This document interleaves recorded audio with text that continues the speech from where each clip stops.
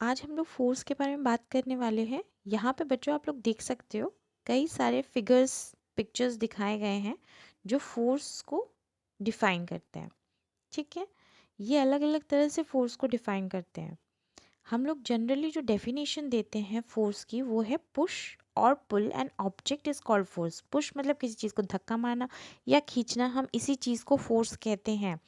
ये जो फोर्स होता है वो जनरली क्या करता है, किसी चीज़ के अंदर मोशन लेके आता है, मतलब चेंज ऑफ स्टेट हो जाता है उसका। चेंज ऑफ स्टेट नहीं बोल सकते उसको, एक मोशन लेके आता है, वो चेंज कर हो जाता है।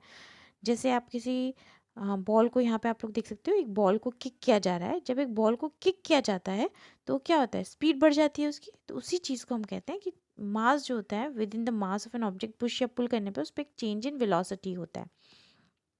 ठीक है, इस चेंज इन वेलोसिटी को ही हम लोग बोलते हैं दिस इज द रीजन, यही रीजन है फोर्स का।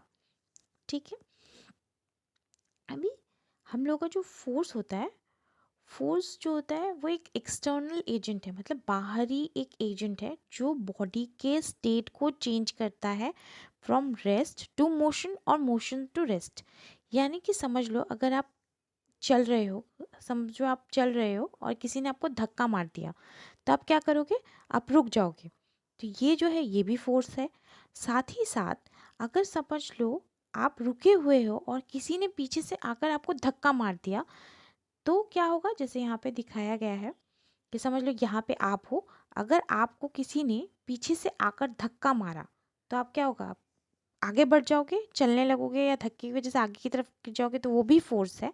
साथ ही साथ आप खड़े हो और चल रहे हो, आपको सामने से आके किसी ने धक्का मार दिया, इस तरफ से धक्का मार दिया, तब क्या करोगे, रुक जाओगे, वो भी फोर्स है। तो फोर्स को हम दोनों ही तरह से डिस्क्राइब कर सकते हैं, समझा सकते हैं। ठीक है, दोनों ही, मतलब किसी चीज़ को रोकना भी फोर्स है और किसी चीज़ को, रुकी हुई चीज़ को मोशन में लाना भी फोर्स है।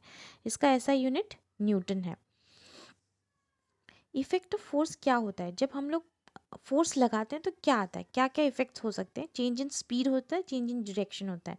यानी कि आप चल रहे हो, समझो यहाँ पे बहुत अच्छी तरह से एक फिगर के एग्जाम्पल से समझाया गया है कि ऑलरेडी ये चीज़ मोशन में है।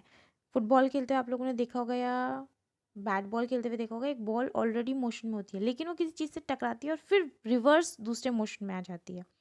तो ये जो है चेंज इन डायरेक्शन। ठीक है, ये जो चेंज इन डायरेक्शन है ये चेंज इन डायरेक्शन है। अभी आपको एक और चीज़ है कि समझो एक बॉल है, बहुत स्लो है, स्लो मोशन में जा रही है और किसी दीवार से टकरा गई, क्योंकि टकराई है उसकी स्पीड क्या होगी, बढ़ जाती है। तो चेंज इन स्पीड भी होता है उसमें। तो ये दो दो चीज़ें हैं, स्पीड और डायरेक्शन, ये दोनों ही चेंज करता है फोर्स जब किसी चीज़ पे लगता है तो।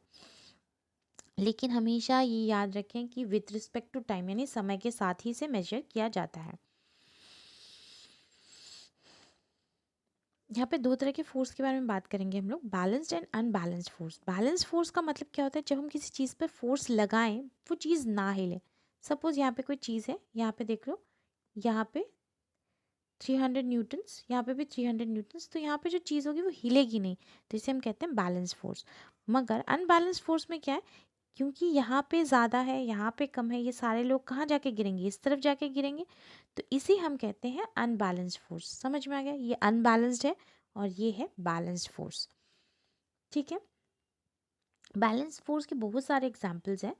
समझ लो एक टेबल है, टेबल के ऊपर एक ग्लास रखा हुआ है, ये बैलेंस फोर्स है, जब तक रहेगा वहीं पे पड़ा रहेगा, कोई चेंज नहीं होगा, आप उसके ऊपर हाथ से जितना भी प्रेशर देते रहो कोई चेंज नहीं होगा, that is called balance force. Unbalance force, आप जब पेन को धक्का मारते हो, पेन को गिराते हो, ये अनबैलेंस फोर्स है। यहाँ पे इस चीज़ को अच्छी तरह से डिस्क्राइब किया गया है। Thank you for watching. Bell icon है, सब्सक्राइब बटन है, आप लोग उसको अगर करके रखोगे ऑन द टाइम आपको मैसेज मिल जाएगा जब मैं अपलोड करूँगी। अपने टाइम के अकॉर्डिंग आप देख सकते हो, वरना मैं व्हाट्सएप ग्रुप में पोस्ट करती हूँ। थैंक यू बच्चों।